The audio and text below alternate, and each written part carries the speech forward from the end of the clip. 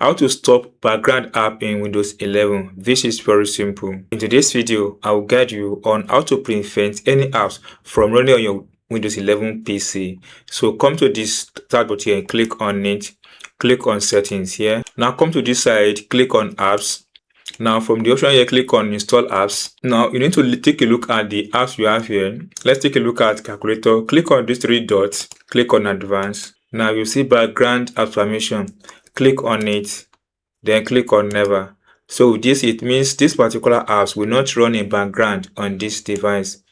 Meanwhile, on your Windows PC, there is no specific way you can stop background apps from all apps on your device. You need to manually share this one after the other and disable this setting or enable this setting your own. So let's click on camera as well. Click on advanced. Now scroll up until you get to background app. Then click on never run. Click on this. So that's all, guys. You've been able to stop background apps on your Windows 11 PC. If you get this tip, if you're not subscribed, please subscribe for more updates like this.